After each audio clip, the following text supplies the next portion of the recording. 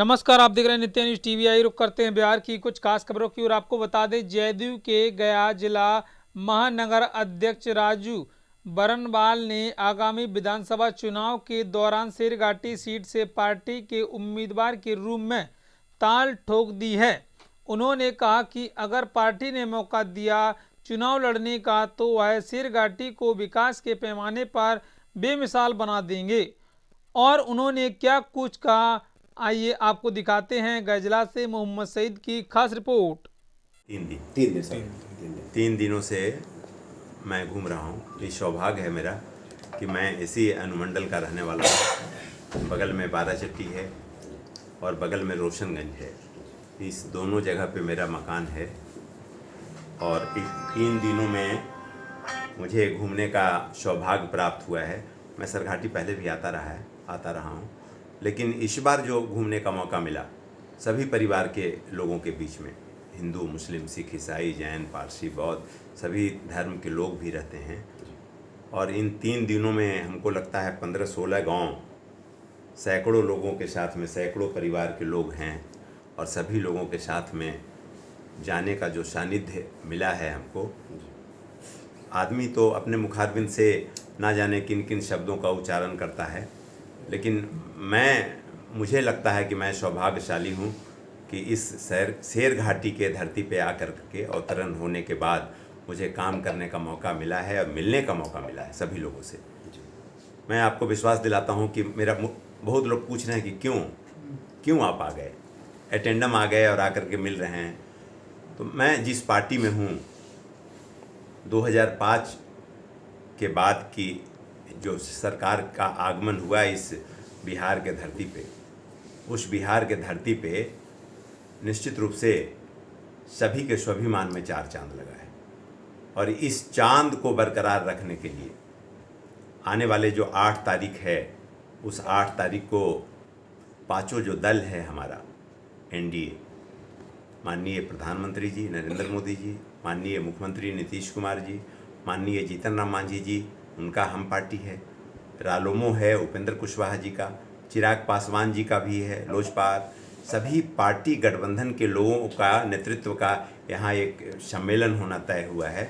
और उस सम्मेलन में सभी लोगों की उपस्थिति हो, इसकी वैकल्पिक व्यवस्था, इसका प्रारूप, इसका प्राकलन के लिए हम सभी लोगों से मिलने का काम कर रहे हैं, सभी परिवार के लोगों से मिलने का काम कर रहे हैं। सरघाटी में रहने वाले सभी आम आवाम, सभी खास जो हमारे परिवार के लोग हैं उनसे मिल रहे हैं, मिल के निमंत्रण दे रहे हैं। और निमंत्रण इस बात के लिए कि सभी नेतृत्व आएंगे इस सरघाटी के धरती पे। ऐतिहासिक धरती है शेरघाटी, और इस धरती पे जब आएंगे तो हमारे परिवार के लोगों की उपस्थिति हो वहाँ, और उपस्थिति उनके मुखारबिंद से जो नेतृत्वकर्ता आएंगे उनके मुखारबिंद से जिन शब्दों का उच्चारण करेंगे, 2005 के बाद का बदलता हुआ बिहार, दौड़ता हुआ बिहार, चमकता हुआ बिहार और जागता हुआ बिहार, इस बिहार के बारे में जब बताएंगे कि 400 से 1100 रुपया जो मेरी माँ, मेरी बहनें, मेरी बेटियाँ को 1100 रुपया हमने दे दिया, दिव्यांग को 1100 रुपया दिया, वृद्धा को 1100, विधवा को 1100, 125 यूनिट बिजली फ्री कर दिया, बच्चा जन्म ले तब, और जब मरण सैया पे जाना तो सभी को है। जब मरण सैया पे कोई आदमी जाता है तो मैं भी गांव से रहने वाला हूं, और उस गांव में जब कोई मरण सैया पे जाता था तो 2000 रुपया 10% सूद पे लेना पड़ता था। आज जब कोई मरण सैया पे जाए उसके लिए भी सरकार व्यवस्था करके रखी है कि वार्ड काउंसलर के माध्यम से, मुखिया जी के माध्यम से उनको मरण सैया की अंत्येष्टि के लिए अंत्येष्टि योजना है। जब बच्चा जन्म ले तो माँ के लिए और बच्चा के लिए बढ़िया आहार मिले, इसकी वैकल्पिक व्यवस्था के लिए माननीय नीतीश कुमार जी ने, माननीय प्रधानमंत्री जी ने, जीतन राम मांझी, उपेंद्र कुशवाहा जी, चिराग पासवान जी ने योजना बनाई है। उस योजना को घर घर तक पहुंचाने के लिए 7 निश्चय योजना आप देख लीजिए। विकास तो सभी को करना है, सभी नेतृत्व को विकास करना है, लेकिन विकास के साथ में सामाजिक प्रक्रिया कैसे समृद्ध हो, मानव कतार जो लगा, मानव श्रृंखला जो बना इस बिहार के धरती पे, पूरे वर्ल्ड में वैसा मानव श्रृंखला नहीं बना था। और वो मानव श्रृंखला किस लिए बना कि नशा मुक्त बिहार हो जाए, हमारे जो नौजवान साथी हैं, पितातुल अभिभावक हैं, हमारे बाद के जो कर्णधार हैं, उनके बाद के जो नौनिहाल आने वाले हैं, उनके बीच में जो बुरी आदतें हो वो आदत नहीं आए, इससे कैसे छुटकारा मिले, इसके लिए उन्होंने स्वप्न देखा और उस स्वप्न को इस धरती पे अवतरण कराया और करोड़ों लोगों को कतारबद्ध तरीके से मानव श्रृंखला बना दिया और सभी लोगों से पूछ लिया कि नशा मुक्त बिहार होनी चाहिए। तो हम शेरघाटी में आए हैं। जी, शेरघाटी सर कुछ विकास के मामले पर अधूरा रह गया है। जैसे यहाँ मुगल सल्तनत का एक तालाब है सर, जो कि उस ज़माने से अभी तक विकास नहीं हुआ सर, उसमें कुछ कार्य नहीं हुआ। चारों कोर की तरफ से इसका मकान बना हुआ, वो मकान गिरना चालू हो गया है सर। नहीं, मैं आपको आश्वस्त करना चाहता हूँ कि मैं जिस पार्टी का और जिस बिहार का नेतृत्व करता हूँ, जिस पार्टी में हम अध्यक्ष के पद पे पिछले 20 वर्षों से काम कर रहे हैं, मुझे लगता है कि आपकी बात और इस शेरघाटी का बात, अभी मैं आप लोगों से पूछ रहा था तो आप लोगों ने कहा कि एक ट्रैफिक का बहुत बड़ा समस्या है यहाँ पे समस्या, रेल आ जाता तो वो बढ़िया होता। यहाँ पे ट्रामा सेंटर का नाम लिखा हुआ है, ट्रामा सेंटर है नहीं, उसमें डॉक्टर्स नहीं रहते हैं। यहाँ पे मुगल साम्राज्य का एक बना हुआ है, तालाब बना हुआ है जो ऐतिहासिक है और उसकी स्थिति जीर्ण शीर्ण है। तो मुझे लगता है कि काम करने वाला जो प्रतिनिधित्व है, जो काम सही में काम करना चाहता है, और इस बिहार में नीतीश कुमार जी के राज में माननीय प्रधानमंत्री जी और जीतन राम मांझी जी, उपेंद्र कुशवाहा जी, चिराग पासवान जी के राज में काम नहीं हो तो मुझे लगता है कि काम इस धरती पे नहीं हो सकता। इसलिए जो यहाँ का प्रतिनिधित्व है वो आपकी बातों को माननीय सर्वोच्च तक नहीं पहुँचा सकी है। सर, चुनाव का मौसम है और जिस तरह के अभी आप घूम रहे हैं तो लगता है कि एक हवा ये भी है कि राजू बर्नवाल कहीं ना कहीं यहाँ से टिकट लेकर चुनाव। निश्चित रूप से मैं, हर आदमी जो लास्ट पायदान में टकटकी नज़र लगाए बैठा रहता है, उसके मन में भी भाव होता है कि मैं चुनाव लड़ूं, अग्रणी भूमिका में निभाऊं। और मैं भी एक आपके जैसा आम आदमी हूं, मैं भी आपके चले हुए कदमों को प्रशस्त करना चाहता हूं।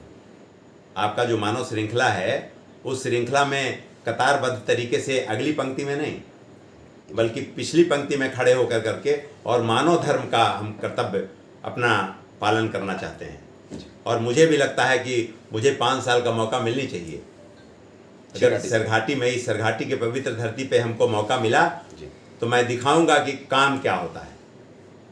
और नेता तो बोलता है, नेता के पास शब्द होते हैं और नेता के मन में भाव होता है कि मैं बोलूं, लेकिन मैं नेता वाला बात नहीं बोल रहा हूं।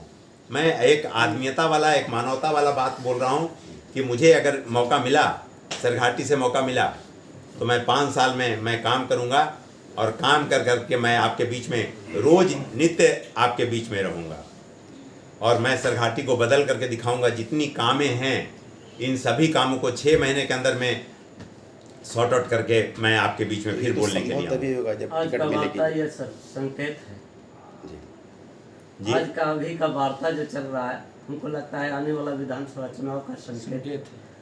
नहीं, आप कह सकते हैं, लेकिन मैंने तो पहले ही कह दिया है कि अभी तो निमंत्रण है मेरा कि 8 तारीख को आएँ और एनडीए से समर्थित जो भी उम्मीदवार आए, मैं चूँकि एनडीए समर्थित हूँ तो एनडीए समर्थित जो भी उम्मीदवार आए, मैं आपके माध्यम से इस शेरघाटी में रहने वाले सभी आम आवाम, खास दलित, महादलित, पिछड़ा, अति पिछड़ा, अल्पसंख्यक, जो भी हमारे परिवार के लोग हैं इस शेरघाटी विधानसभा में, सभी लोगों से हाथ जोड़ के करबद्ध प्रार्थना है कि इस बार माननीय मुख्यमंत्री जी नीतीश कुमार जी, प्रधानमंत्री जी जीतन राम मांझी जी, उपेंद्र कुशवाहा, चिराग पासवान जी के हाथों को मजबूत करिए। सर, शेरघाटी की पुरानी मांग है शेरघाटी को जिला बनाने के लिए, क्या इसकी आपकी बात हुई है मुख्यमंत्री से? निश्चित रूप से माननीय मुख्यमंत्री जी से हमने आग्रह किया है कि शेरघाटी को, और आपने देखा होगा कि मैंने फेसबुक पे भी डाला था, मैं जिस दिन मिला हूँ उस दिन मैंने मुख्यमंत्री जी से कहा था कि शेरघाटी जिला चाहे पुलिस जिला बना दीजिए, पहले पुलिस जिला बनाइए, उसके बाद रेवेन्यू जिला बनाइए।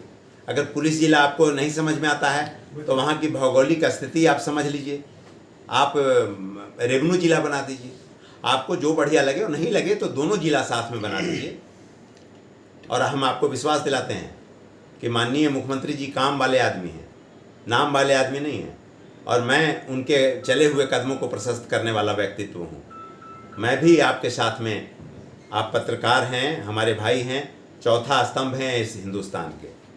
मैं आपको विश्वास दिलाता हूँ कि अगर मुझे मौका मिला तो मैं जिला सरघाटी को जिला भी बनवाऊँगा, और सरघाटी का जितना भी काम जो अछूता है वो काम हम आपके माध्यम से माननीय मुख्यमंत्री जी तक पहुंचा करके एक एक काम को, एक एक छोटी छोटी कामों को कराऊंगा। आखिरी सवाल यही है सर, क्या पार्टी की ओर से इशारा इस बात का हो चुका है टिकट आपके लिए? नहीं, ऐसा नहीं कह सकते हैं। मन ललायित है, भाव विभलता से भरा हुआ है, आह्लादित है कि चुनाव लड़ूं। अगर मौका मिला तो मैं चुनाव लड़ूंगा।